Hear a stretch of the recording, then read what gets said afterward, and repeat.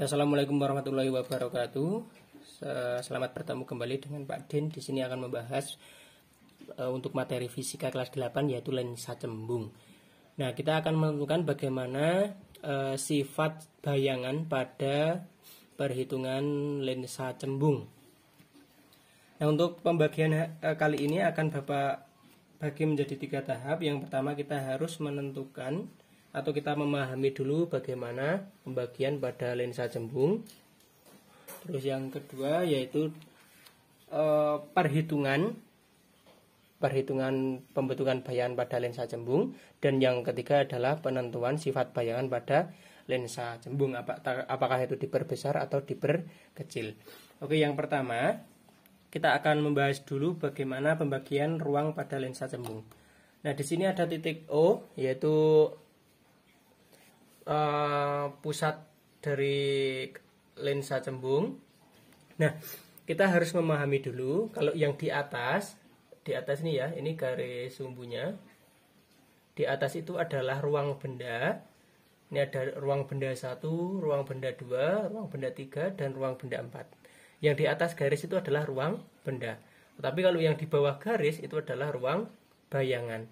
Ingat, di sini ada ruang bayangan 4, ruang bayangan 1, ruang bayangan 2, ruang bayangan 3. Yang pertama yaitu ruang benda 1 itu terletak antara titik O dan F2. Itu ruang benda 1. Antara F2 dan 2F2 itu ruang benda 2. Ini sudah Bapak kasih batas. Terus dari 2F2 ke kiri itu adalah ruang benda 3. Ini juga sudah ada batasnya. Nah, untuk yang sebelah kanan, tetapi yang di atas itu adalah ruang benda 4. Oke.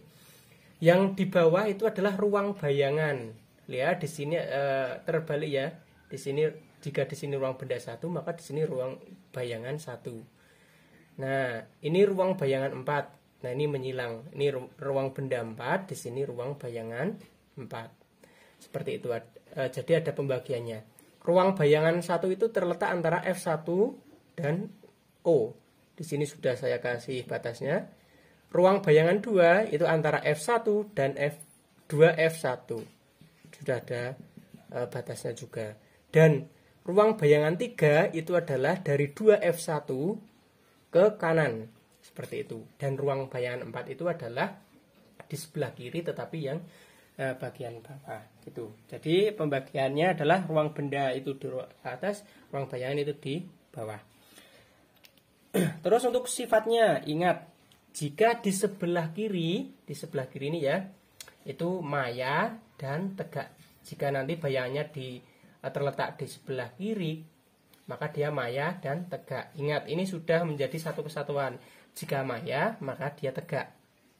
Nah, kalau di sebelah kanan, jika dia nyata, maka terbalik. Ini juga sudah satu kesatuan. Jika maya, dia tegak. Jika nyata, dia terbalik. Seperti itu. Nah, untuk pembagian ruang dan sifat bayangannya seperti itu. Terus, untuk perhitungan ruang benda dan ruang bayangan. Ingat dulu di materi cermin cekung ya. Ini ya.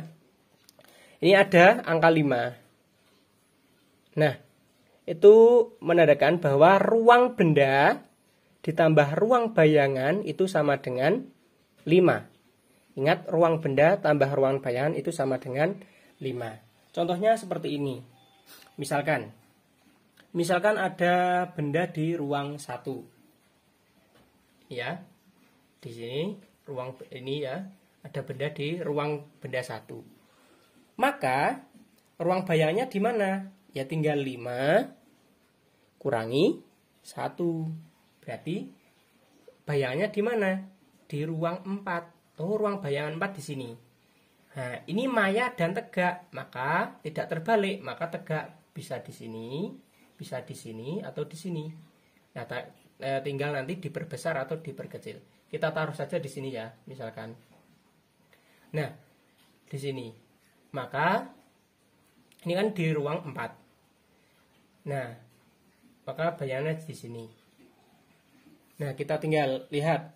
Di sini ada perbesarannya, ataukah diperbesar atau diperkecil. Kita lihat, jika ruang bayangan itu lebih besar daripada ruang benda, maka dia disebut diperbesar. Jika ruang bayangan lebih kecil daripada ruang benda, maka diperkecil. Dari contoh yang pertama, kita lihat ruang bayangan di sini ya. Ini misalkan bayangan di sini. Karena ruang bayangan itu tadi 4, ruang bendanya 1, maka dia disebut diperbesar karena 4 lebih besar daripada 1. Nah, kemungkinan di sini. Ya, itu ya. Misalkan kok ruang bendanya 1, maka ya tinggal 5 kurangi 1, maka bayangnya 4.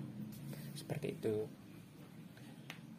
Contoh lagi misalkan misalkan ya, misalkan bendanya di ruang 2. Benda di ruang 2. Ya, kasih merah. Misalkan ada benda di ruang 2. Oke.